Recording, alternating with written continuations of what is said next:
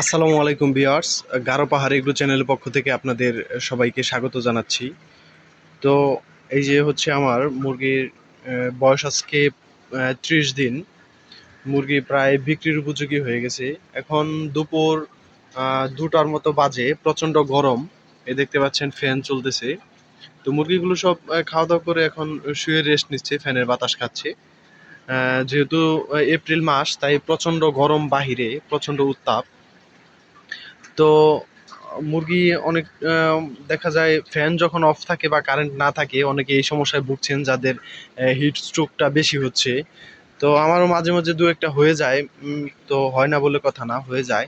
তো আমি কিভাবে তাপমাত্রা নিয়ন্ত্রণ করছি আর মুরগির কি অবস্থা সেটা নিয়ে আজকে আপনাদের সাথে আলোচনা করব। এই গরমের, যেহেতু আমরা পাহাড়ি এলাকায় থাকি, তাই বাইরে তুলনামূলক এমনি তাপমাত্রা একটু বেশিই থাকে অন্যরকম হয়তোবা। তো এই যে ফ্যান চলছে দেখতে পাচ্ছেন, আর আমি কিভাবে তাপমাত্রা নিয়ন্ত্রণ করছি আর 30 দিনে মুরগির কি পরিস্থিতি বা কি অবস্থায় আছে তাই নিয়ে আজকে আপনাদের সাথে আলোচনা করব। তো প্রথমে আমি আপনাদের দেখানোর চেষ্টা করব যে টেম্পারেচার আজকে কত আছে এখানে। আমি একটু ইয়ের দিকে যাই, আপনাদের দেখানোর চেষ্টা করি।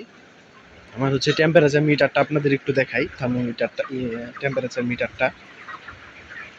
তো এখানে দেখি টেম্পারেচার 33.7 রয়েছে।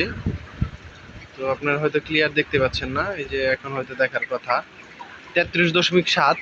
যদিও বাহিরে এখন টেম্পারেচার আছে প্রায় 40-এর উপরে, যদিও বাহিরে 40-এর উপরে প্রায় টেম্পারেচার রয়েছে। দুপুরে আমি আজকে দিয়েছিলাম, ওই আপনার আখের আহ, আখের কি বলে, আখের চিনি, তার সাথে লেবু মিক্স করে দিয়েছিলাম।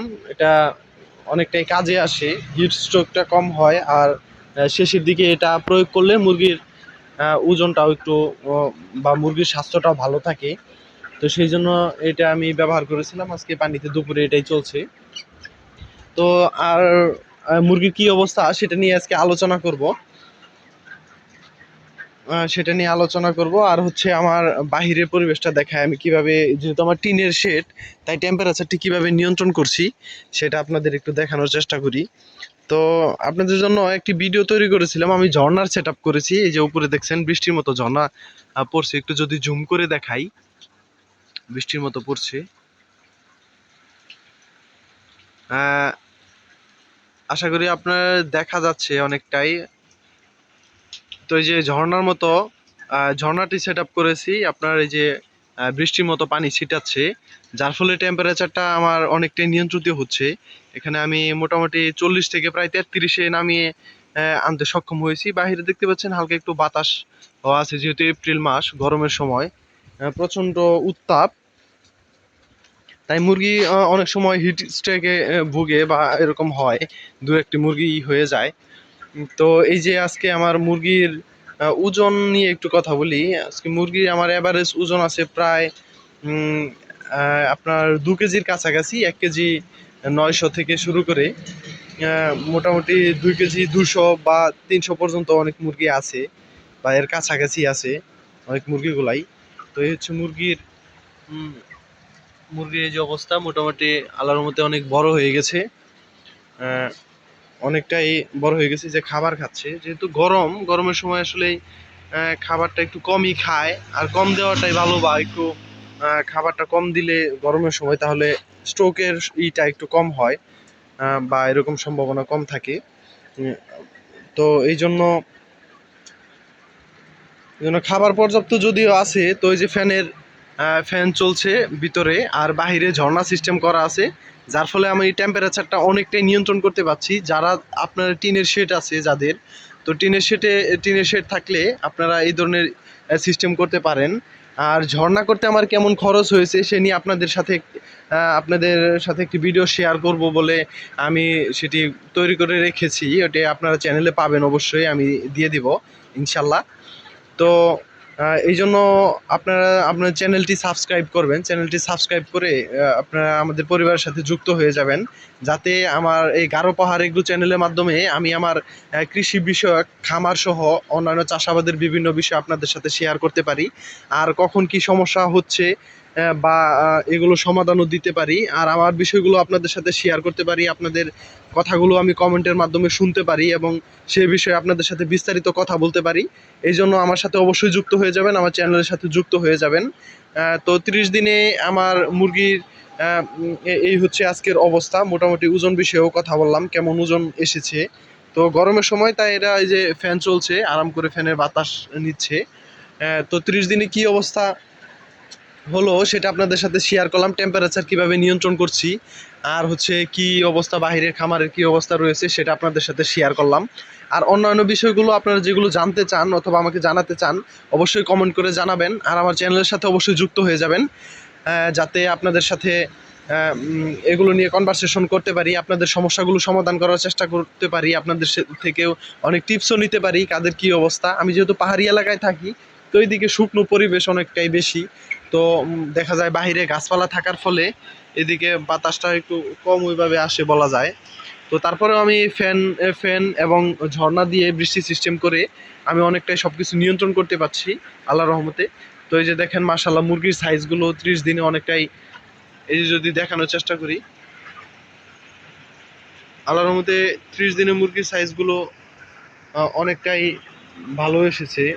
হ্যাঁ, যদি আপনাদের কাছ থেকে দেখানোর চেষ্টা করি, এই হচ্ছে মুরগির অবস্থা।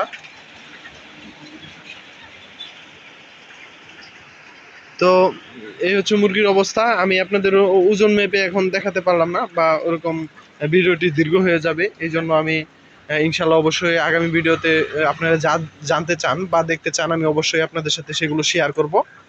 তো এই ছিল আজকের ভিডিও। আমি কিভাবে এই গরমের সময় এপ্রিল মাসে টেম্পারেচার কিভাবে নিয়ন্ত্রণ করছি, আর 30 দিনে আমার মুরগির কি অবস্থা, আল্লাহর মতো সুস্থ আছে। আর বাজার, ইদানিং বাজার নিয়ে কথা বললে, বাজার খুবই কম যাচ্ছে। আজকে 25শে এপ্রিল 2025। তো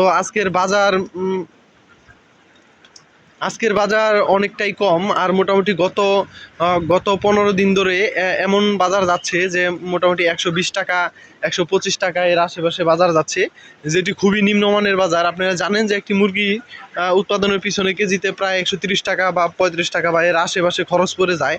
তো সেখানে এই 120 টাকা বাজারটা অনেকটাই কম। এই জন্য যারা মুরগি খামারি রয়েছেন তারা খুব অবশ্যই সমস্যাতে ভুগছেন, বা আমার মতো যারা আছেন মুরগি নিয়ে। যেহেতু মুরগি আমার 30 দিন বয়স, আমি হয়তো চাইলে আর 4-5 দিন রাখবো বা রাখতে পারবো। গরমের কারণে হয়তো আর বেশি রাখা সম্ভব হবে না। তো এই জন্য সম্ভব হবে না, এই জন্য আসলেই মুরগির বাজারটা অনেক কম যাচ্ছে। বাজার যদি ভালো না হয় তাহলে লস হওয়ার পসিবিলিটিও অনেক সময় থাকতে পারে বিভিন্ন কারণে। তো দোয়া করবেন যাতে অবশ্যই বাজার ভালো হয়ে যায়। মোটামুটি ভালো একটি বাজার পেলে দেখা যায় ভালো একটি প্রফিট আসার পসিবিলিটি থাকে। তো যেহেতু 1 মাস কষ্ট করে এগুলো করার পর, লালন পালন করার পর যদি বাজার ভালো না আসে তাহলে কিন্তু অবশ্যই ভালো লাগে না আমাদের, বা বা ওরকম অনেক সমস্যায় হয়ে যায় খামার পরিচালনা করা। তাই দোয়া করবেন বাজারটি যাতে ভালো হয়ে যায় ইনশাল্লাহ। আর হচ্ছে এই ছিল মুরগির আজকের অবস্থা। তো আপনার কোন বিষয়ে জানতে চান সেটি অবশ্যই আমাকে কমেন্ট করে জানাবেন। তো ভিডিওটি আর বেশি লম্বা করতে চাই না। তো সবাই ভালো থাকবেন, আর আমার এই চ্যানেলের সাবস্ক্রাইব করে পাশে থাকবেন বলে আমাদের পরিবারের সাথে পরিবারের সাথে আমাদের যুক্ত হয়ে যাবেন, যাতে আপনাদের সাথে ভালো কনভারসেশন করতে পারি একজন খামারি হিসেবে। তো আপনাদের সমস্যাগুলো শুনতে পারি এবং আমার সমস্যাগুলো শেয়ার করতে পারি, বা ভালো মন্দ বিষয়গুলো শেয়ার করতে পারি। এই জন্য চ্যানেলের সাথে, পরিবারের সাথে যুক্ত হয়ে যাবেন। তো ধন্যবাদ সকলকে। আর হচ্ছে ঝর্ণা বা তাপমাত্রা নিয়ন্ত্রণের এগুলো বিস্তারিত বিষয় নিয়ে কী পরিমাণ খরচ হলো আগামী ভিডিওতে আপনাদের সাথে শেয়ার করব। তো তো এই জন্য চ্যানেলের সাথেই থাকবেন। ধন্যবাদ সকলকে, ভালো থাকবেন। আল্লাহ হাফিজ।